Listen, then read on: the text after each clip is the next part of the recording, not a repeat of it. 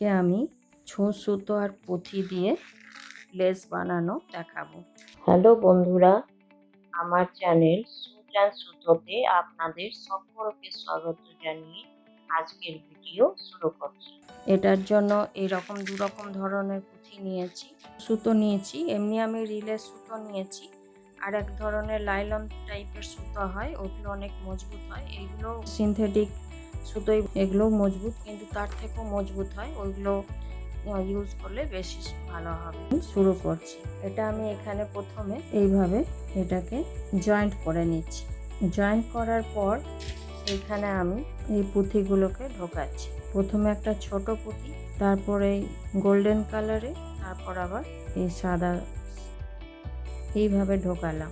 ঢোকানোর পর এইবার এটা যত দূর আসছে সেই জায়গায় আমি এটাকে টেকে দেব। টাকার সময় এইভাবে টাকছি, সুতোর পেছনে এইদিকে এটাকে রাখছি। এটাকে এইভাবে রেখে প্রথমে এইভাবে বের করে নিচ্ছি।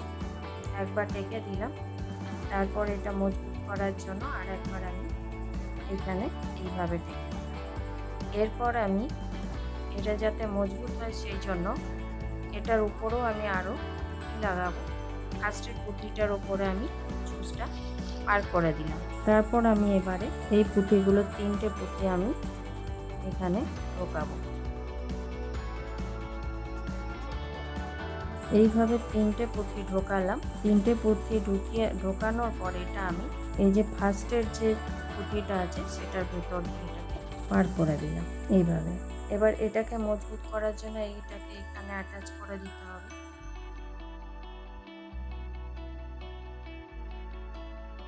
এইবার আমি এই উপরে যে পুঁথিগুলো আমি পার করেছি, প্রত্যেকটা পুঁথিরই ভেতর আমি ফার্স্টে যেটা আছে সেটাতে, আর উপরের সব পুঁথিগুলোর ভেতর আমি এই ছুঁচটাকে পার করে এই দিকে নিয়ে আসবো।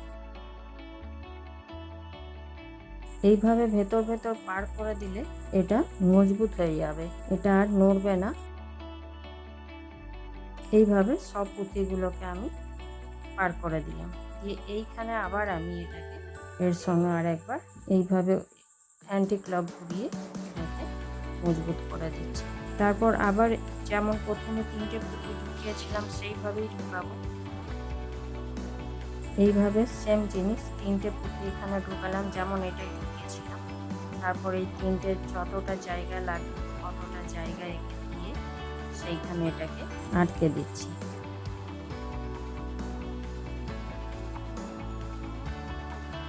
এখানে আটকে দেওয়ার পর আবার এই পুঁথিটাতে পার করে এইখানে আমি আবার তিনটে পুঁথি পার করব। তিনটে পার করার পর আবার এইটার ভেতর দিয়ে এটাকে এইভাবে শক্ত করে দিলাম। আবার এইখানে এটাকে যাতে এটা শক্ত হয়ে যায় সেই জন্য এটাকে এইভাবে ঘুরিয়ে এর সঙ্গে টাইট করে দিচ্ছি। তারপর আবার প্রত্যেকটা এই পুঁথির ভেতর দিয়ে সুতোটাকে পার করে আনতে হবে যাতে এটা মজবুত হয়ে যায়। এগুলো ওড়নাতে, শাড়ির নিচে, ব্লাউজের হাতে, এইসব গলার পিঠে, এগুলো তো চুড়িদার, সালোয়ার কামিজের পিঠে, এইসবে বিভিন্ন জায়গাতে এগুলো ইউজ করা যাবে। এইভাবে আমি কিছুটা করে নিচ্ছি, তারপরে আবার দেখাচ্ছি। সেম একই প্রসেসেই করব এইভাবেই।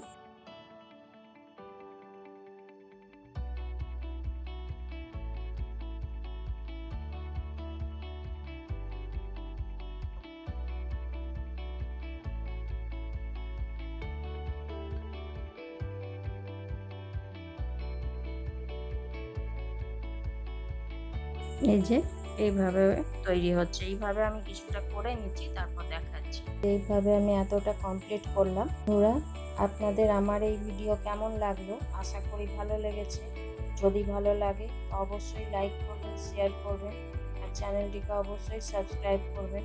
আর পাশে থাকা বেল আইকনটা অবশ্যই প্রেস করে দেবেন, যাতে করে এরপরে যখনই আমি নতুন কোনো ভিডিও আপলোড করব আপনাদের কাছে প্রথম নোটিফিকেশান পৌঁছে যায়।